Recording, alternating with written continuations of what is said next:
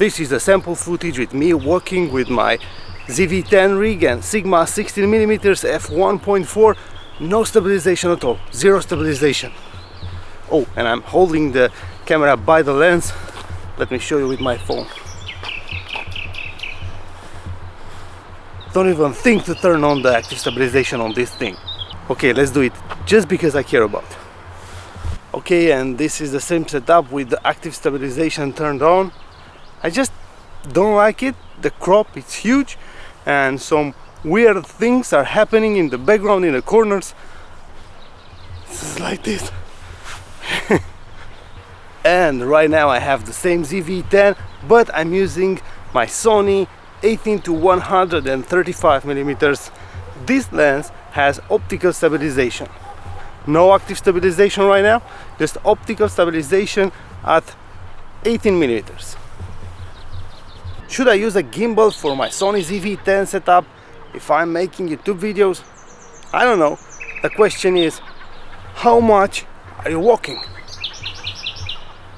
Let's talk about this, because I see a lot of discussions about this topic. Should I buy a ZV-10 for YouTube videos? Is ZV-10 good enough for YouTube videos in 2023? I used this camera from the first day he was released, and I'm still using it right now in 2023. Why? Because it is super good for YouTube videos. I'm using right now the ZV-10. Good 4K image, small package, good budget. You can find lenses with 1.4 in this budget, like this one. Look at the blurry background. This image right now, ZV-10, Sigma f1.4, 16mm. Good sound, easy to use. What do you want? Good image in low light conditions, super good image in low light conditions, super good autofocus. This is it. Yeah, the only downside of this camera is the lack of a good image stabilization. You don't have a good image stabilization. But the main question is, how much are you walking? Looks like it's shaky, super shaky. It's better to hold the camera by the lens. I don't know. It is better. How much do you need that? Do you really need that? Because I see a lot of YouTubers talking about this and they are like, oh, ZV-10 doesn't have a good image stabilization. But I'm looking at their videos and they're doing this, having camera on a tripod and talking. Why are you complaining about the image stabilization? You don't need it. I mean, you have your camera on a tripod. Yeah, hello. Why? Okay, if your video, it's that kind of video when you are walking, 5 minutes out of 10 minutes, you have a video of 10 minutes and you're walking 5 minutes, okay, I understand that. You need to use something else. ZV-10 is not for you.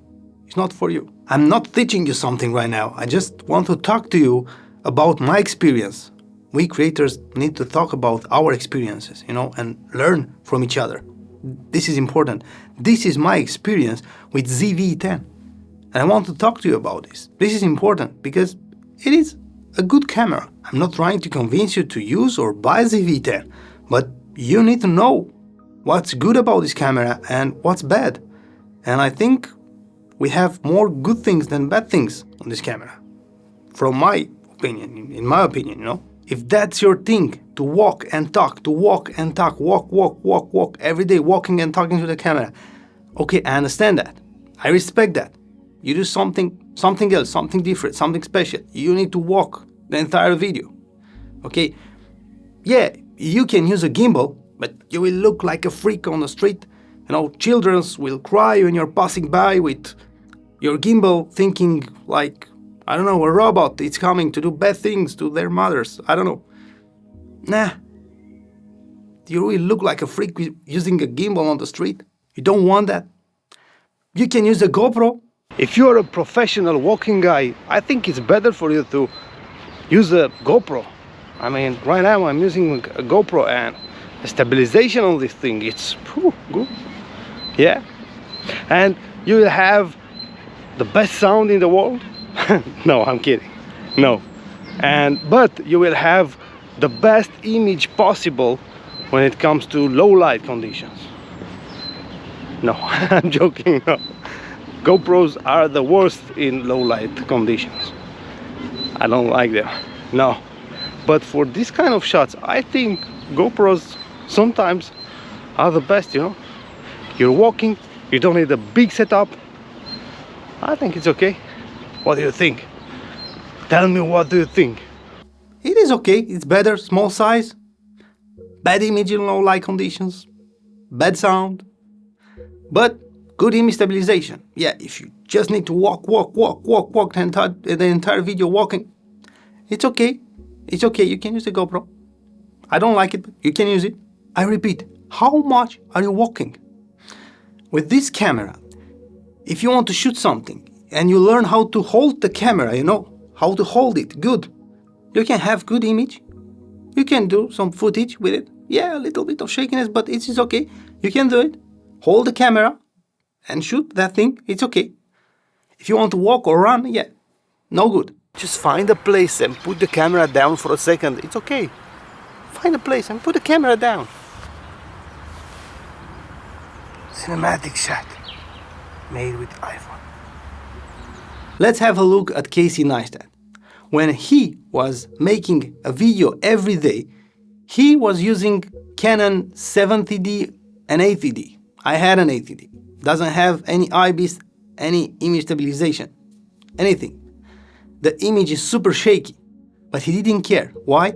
Because he was talking like this, having camera on a tripod, and after that, yeah, walking for 10 seconds, 5 seconds, 15 seconds, and after that, he is always searching for a place to put the camera down and tuck. Just put the camera down. Use a mini tripod and put the camera down for a few moments when you are talking. Okay, you can do that. You can use that shakiness for 5 seconds, 10 seconds, 50 seconds to express that action, you know. Oh, now it's an action scene. Shakiness, shakiness, shakiness. Calm down, put the camera down and talk to me. Again, let's do it. Shakiness. 10 seconds, put the camera down and talk to me. You can do that. You can use that in your advantage. I don't care if you have 10, 15, 20 seconds of shakiness. I don't care about that. Pull the camera down and talk to me. You can do that. I can manage the lack of an image stabilization than to manage a bad autofocus. I prefer to have a good autofocus every day. You can use maybe something like a Panasonic system. They have a super good image stabilization, but autofocus, not that good, you know. A ZV-10 with 1.4 Sigma lens, 16 millimeters, this is the lens, with cage, with a small light, with a backup battery, it's under $1,500. You know, if you really want, okay, a professional setup, you want to have everything in one single camera, invest in a Sony A7S III, I have it. It's great. You have everything, good active stabilization, good in low light, good sound, everything is perfect. Buy that, but it's $5,000. If you want to stay on a budget, it's hard to find that. I dream about the camera on a budget with everything perfect. Good image stabilization, good 4K, good low light, good sound, everything perfect. I dream about that camera, but we don't have it. So, what do you prefer? To have good image, good autofocus, good in low light, or image stabilization? If you learn how to do it, you can really manage that shakiness for a few seconds, you know? You can do it. Invest in a mini tripod like this one. I will put my affiliate links in the description. You can use them for free. Thank you for using my affiliate link. I appreciate that. You can use a mini tripod like this one. Strong, good, and put the camera down somewhere. Don't be afraid to put the camera somewhere and talk. And after that, just walk a little bit. I prefer to have a setup with good 4K image, good in low light conditions, good sound, good autofocus, than to have a camera with, super good image stabilization and bad autofocus. I don't want that. I know many YouTubers prefer to walk and talk for the action because the audience will get bored very fast. Like, oh, if they're walking, okay, something is happening, okay, we're not leaving the video, Just walk, walk, walk, do things, do things, do things, do things. But do you really want that kind of audience? I mean, let's talk a little bit. We can talk. Put the camera down and talk to me. Do you really want that kind of audience when you need to do things, do something, because I'm losing them. No, you don't want that kind of audience. So calm down. I really think that ZV-10 in this price range, it is a good camera for YouTube. Let's talk about this. What do you think? What do you prefer? Do you really need super good image stabilization and you don't care about the autofocus? Tell me. And if you find this conversation useful, don't forget to subscribe and maybe press the like button if you like this video, of course, just if you like it, of course. And if you're interested in my ZV-10 rig, the complete rig, I have a full video, dedicated video about this camera rig. I will put the video here, big on the screen. Just click and enjoy. Thank you.